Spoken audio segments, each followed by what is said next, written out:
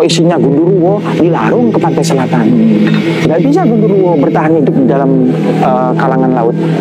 Lalu dari pantai selatan mengatur itu semua, mereka dipindahkan ke pantai, ke sekitar Kalimati. Jadi Kalimati itu tempat perpindahannya malu-malu darat, malu-malu udara yang dilempar ke sana. Mereka tinggal di laut, yang biasa tinggal di gunung, akhirnya tinggal di laut. Terjadilah perubahan dalam wujud mereka. Ada seperti kayak transformasi terjadi. Itu kenapa wujudnya banyak yang berbeda dengan yang di gunung, gitu. Karena terjadinya adaptasi mereka terhadap lingkungan, menimbulkan sesuatu yang baru dari wujud mereka. Seperti itu.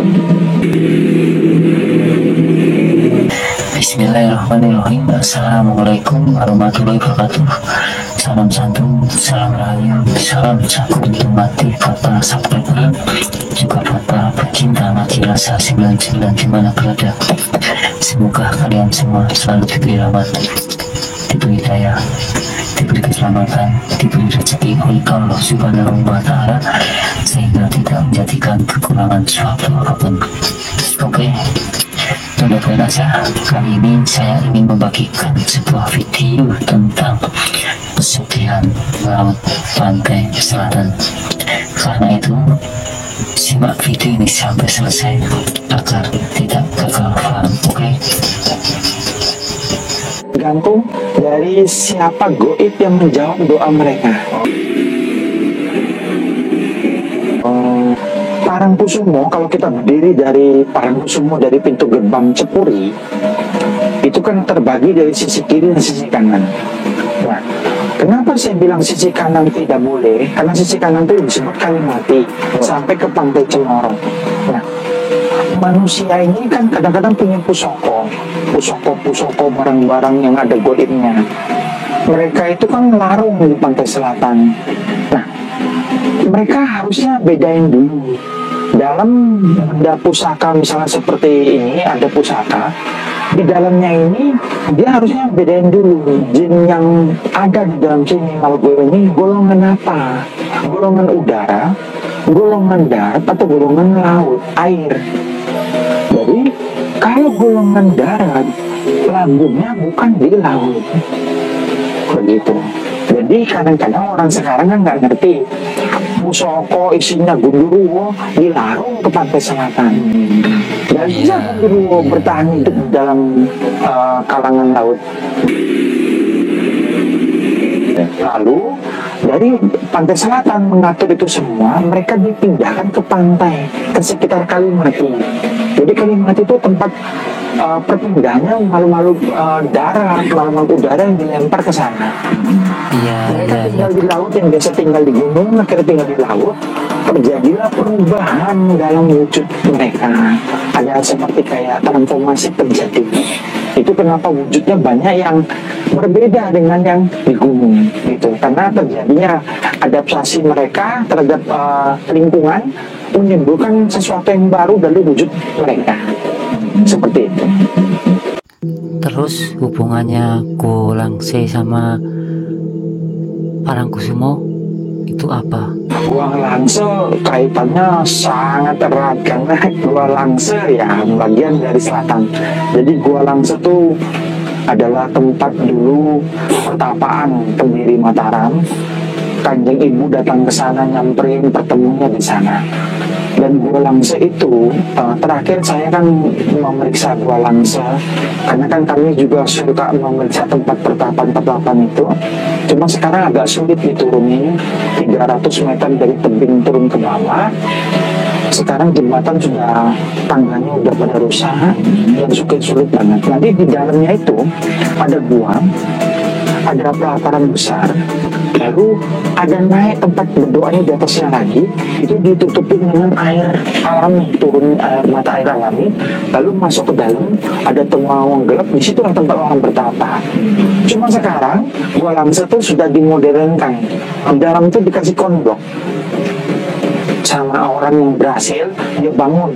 Di bawah itu ada musola, itu ada yang jualan di bawah gua itu.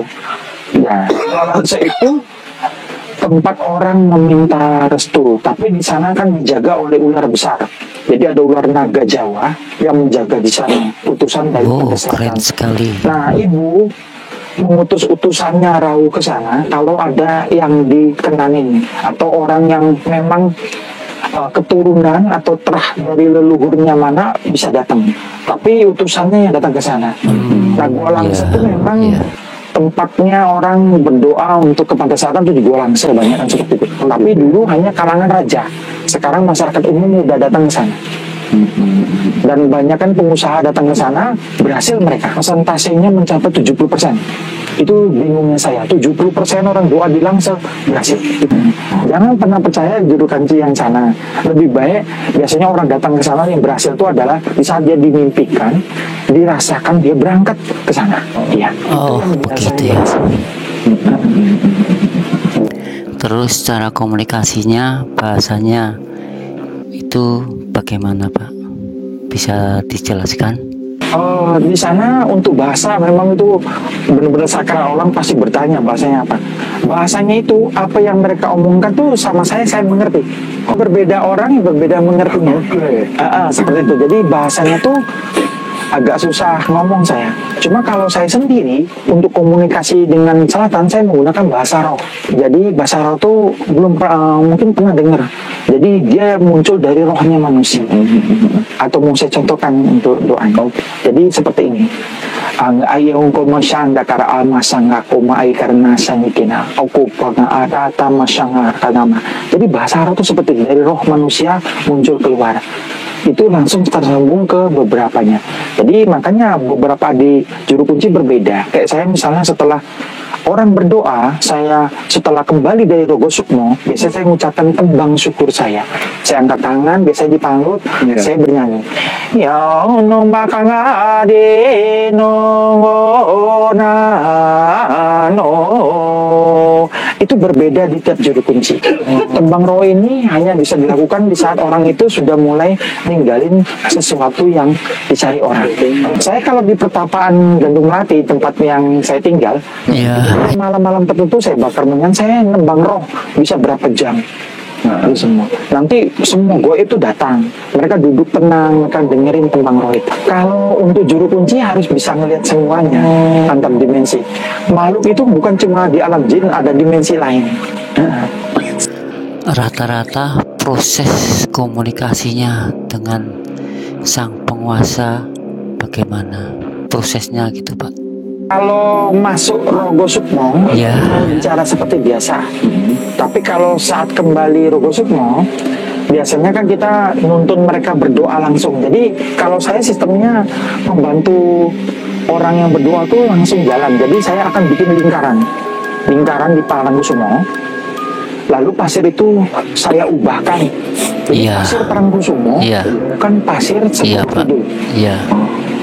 Jadi ingat ya, pasir Parangkusumo bukan pasir Segoro Kidul. Jadi saya harus ubahkan lingkaran tadi menjadi pasir Keraton Segoro Kidul. Jadi orang yang duduk di sana doanya langsung masuk. Ya kalau di Keraton Kidul tuh ya, kalau kita di dalam dengar orang berdoa tuh kayak ada suara bergema-gema. Siapa yang doanya bagus tuh naik suaranya. Ibu tolong apa, kedengeran di sana tuh. Kayak gitu. Nanti ibu bilang coba samperin. Coba lihat, nanti dewinya keluar nyamperin. Itulah yang mereka bilang Kanjeng Ibu datang, Nyi Roro Kidul datang. Itu seperti itu. Jadi bergema di dalam keraton di keputran ibu tuh semua doa yang diterima ya, yang naik itu biasanya doa yang naik itu saya kasih tau dulu. Orang yang melakukan doanya tuh dengan ketulusan hatinya, dengan tujuannya bersih, itu naik. Iya, gitu ya. Dia ngomong cuma ibu tolong, itu kedengaran di situ bergema. Nanti ibu bilang, ayo coba samperin, gitu. Nanti datengin, ditanya maunya apa, seperti itu. Kanjeng Ratu sendiri sebenarnya mempunyai anak gak? Nah selama ini kita nggak pernah dengar seperti itu karena semua tuh ibu menganggapnya seperti anak. Jadi gini Pak, keterbatasan kami tuh hanya abdi kinasi, tidak boleh menanyakan tentang sesuatu pimpinan. Kalau peraturan keraton itu seperti itu. Sedangkan bertemu aja kami hanya boleh tertunduk kecuali disuruh angkat kepalamu, baru kamu bisa angkat. Oh, jadi tetap ada peraturan-peraturannya ya, tidak bisa sembarangan Pak. Cara Perbusananya bagaimana? Pakainya seperti pakaian ratu di keraton. Dia seperti pakai ada kayak brokat itu yang apa itu dengan hiasan pernik emasnya. Oh begitu. Cuma wajahnya tuh cahaya, kadang-kadang kelihatan, kadang-kadang cahaya, kadang-kadang kelihatan. Tapi itu kalau diizinkan mengangkat kepala. Oh ya. Kami hanya duduk di bawah mendengarkan J seperti itu sembiko. Seperti itu aja, seperti keraton persis. Tidak ada perbedaannya. Terus menurut Bapak dengan fenomena umpamanya saat ini saya bisa melihat sosok gini, terus ada orang lain lagi yang bisa melihat sosok gini, itu menurut Bapak sendiri gimana? Kalau seperti itu memang itu biasa umum yang masyarakat perbincangkan. Tapi seperti ini, kita ini juga seperti kita percaya kepada agama atau Tuhan. Kita nggak punya bukti yang untuk dunia dan lain-lainnya. Jadi seperti itu. Jadi semua ini makanya landasan kepercayaan itu aja ya bahkan. Jadi dunia itu ya seperti itu. Saya nggak nyalain orang yang nggak percaya Tuhan sama sekali juga seperti itu.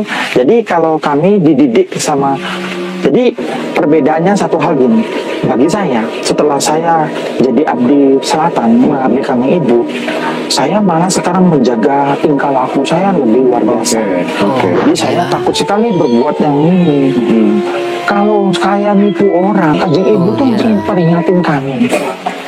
Nah, kami takut sekali hal seperti itu. Sekarang beberapa abdi dalam yang resmi, yang asli, yang dari sana, itu pasti jaga tingkah lakunya luar biasa. Pasti laku hidupnya tuh luar. Makanya saya pikir ada abdi dalam, kecuali abdi dalam abal-abal ya. Jadi abal-abal itu kan cuma bawa dupa, dia berdoa, seenaknya dia ngomong dapat duit gitu. Nah, ya enggak kayak gitu. Kalau kami kan ada tanggung jawab moral. Orang udah datang ke sana, ngomong soal jabatannya. Itu kan saya pasti ditelepon dia 1 bulan kemudian ini gimana, saya harus cari tahu apa yang terjadi nanti. Jadi tanggung jawab moral itu yang mereka nggak punya gitu. Kalau kami pasti ada.